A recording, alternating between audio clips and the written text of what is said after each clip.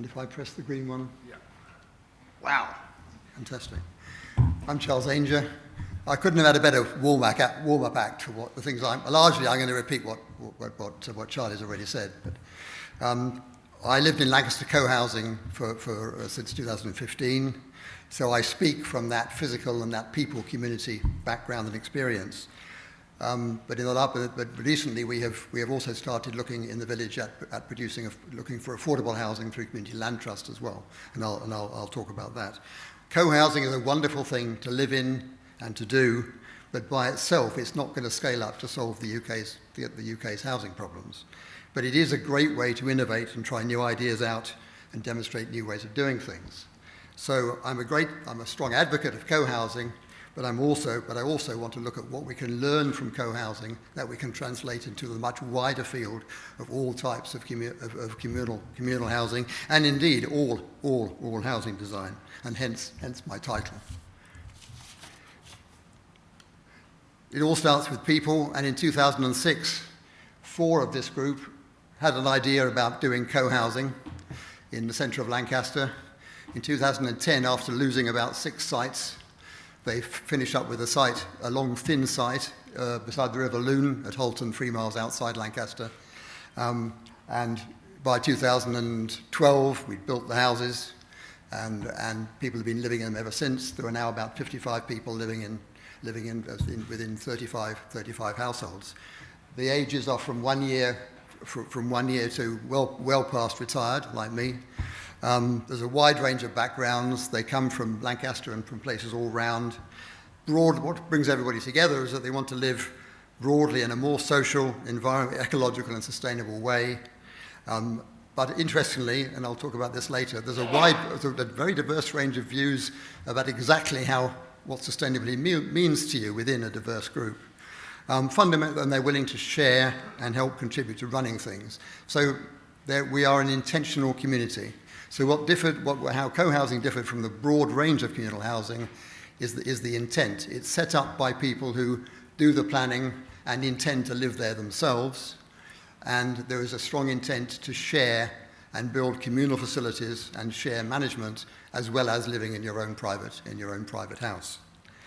That's what distinguishes it from other forms of communal housing. The 3 things I want to say, and again, as I said, Charlie's been an absolutely brilliant warm-up act for this. First, energy and poverty. How do we provide enough energy and keep people out of poverty at the same time? And I think you can perhaps think about what the answer is going to be, having heard Charlie. Sharing by designing your community, your arrangements in such a way that you can maximise the sharing. And finally, just a word about community building, the people community building, after you've done the build part of the community, which is a different thing. Fundamentally, what drives me is that we have to make this carbon transition, this transition to a sustainable future that we all have to go through, affordable and doable for the poorest and most vulnerable people in our society. That's why we've got to take these lessons and translate them across the whole field of communal and affordable housing. It's just not acceptable, basically, to build poor quality houses for poor people. That's what I would suggest. The first point, energy and poverty, please build to Passive House standards. As Charlie has been saying, that's our terrace there. We are along a series of terraced homes, quite simple form, which are one of the most efficient forms for energy efficiency. At one point in there, I haven't got a pointer, but you can see the inlet and the outlet of the MVHR air tightness system, the ventilation system for the airtight houses. You can see the triple glazed doors, and we've got the certificates stuck on the wall. The main point I want to make, though, is it's absolutely a win-win-win for people, planet, and managers. For the people, you have very low fuel bills. Hastow, who are one of the first housing associations to build an estate to Passive House standards, are famous for quoting, "It's the only estate where we have no rent arrears."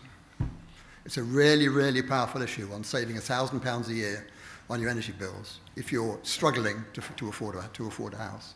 Secondly, they are wonderfully healthy. There is absolutely no dampness or moisture. Imagine coming out of a really damp, mouldy private rental in very bad condition to one of these houses. It's a dream world. It's wonderful. It's very easy to do. And fundamentally, it provides a comfortable and a safe space to live your life from.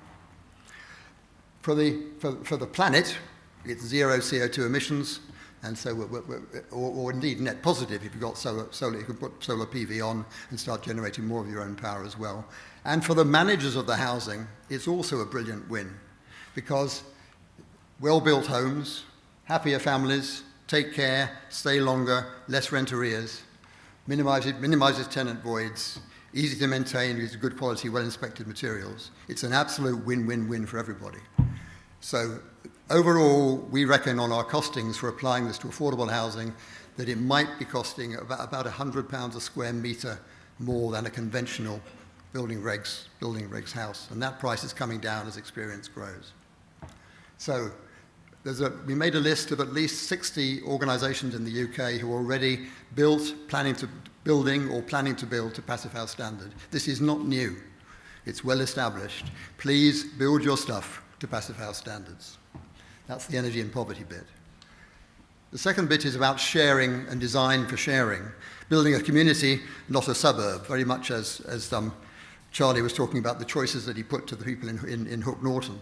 This is our site. Is a long, thin site because it's an old Victorian industrial site along the river. So we have long terraces. It's quite a difficult site to build around a common area. But we have the pedestrian street running along at the back there, and we have our communal areas. Interestingly, although people's relationship to the communal areas is different, people like that variety. Some people want to be very close to the centre of things. Some people are very happy communing with nature way up the top end, and choose not to have to go so close to the centre as you might think. And all the outside or green space is shared and managed as a community. Just to go through the why isn't it pressing? Oh, sorry, go back one. Just to go through the features: common house, parties, films, eating, craft stuff, coffee mornings, dinners when you've got a big dinner. One of our neighbours has just had 23 family members in for a big celebration, using the common house as a private party. Big shared outside space, the terrace, but also car club. We have 140 bikes in the community. We have a car club, and I'll come back to that because I think it's one of our big success stories of sharing. The picture on the right is the car keys hanging up for access. We have a common food store. We buy organic, low plastic food, bought wholesale. Probably about half of our weekly shop. It turns over about £30,000 a year. It's quite a big operation, and it makes a big difference, and it reduces trips to the shops, and it makes it easier to follow the diet that you may be trying to follow. We have a laundry, 3 industrial-sized machines, which are more efficient than individual household ones would be, and we have a boutique, what we call cheekily the boutique, which is just a shelf in a store, where if you've got something you don't want anymore, you put it there and see if anybody else wants it, and there's a rapid exchange rate, and then once a month, the man from Oxfam comes if something hasn't gone and takes stuff away to the Oxfam shop. So just examples of practical sharing within the community. I just wanted to say a little bit more about the car club. We have about 25 to 30 of our 35 homes have given up their private cars quite successfully. Big cultural change. We have 35 households, 55 residents, 15 parking spaces, 6 car club cars, of which 2 are electric, and only 4 private cars actually on the site, and we have 4 visitor spaces. Key to that has been one thing: a really clever website. You can see the website there. The columns are each car and the timing down the left. So you book a block when you want to take a car out. Those are the red blocks. The really clever bit is that when you put you hover your arrow over one of the blocks, it tells you who's taking it, how long they're going for, what they're doing, and whether they've got any spare space in the car. So half the time when you go in to book a car, you finish up sharing a car or getting somebody to do your shopping for you. So it's not only a booking space, it's a proactive, very clever tool to help active sharing. Really, really, really powerful. And as I said, probably I've got some statistic. I'll give you a little statistic. Let me just find it. Our 5-year review suggested that the average car club user did 3,600 miles a year on a car, compared to 7,800 UK national average. And compared to the national average, we've reduced our mileage by 54% and our emissions by 70% through the use of the car club. So it's been a really successful exercise. Any community could have one. Sorry, last 2 or 3 slides. We're trying to apply these ideas to two communal housing schemes at the moment in the same village.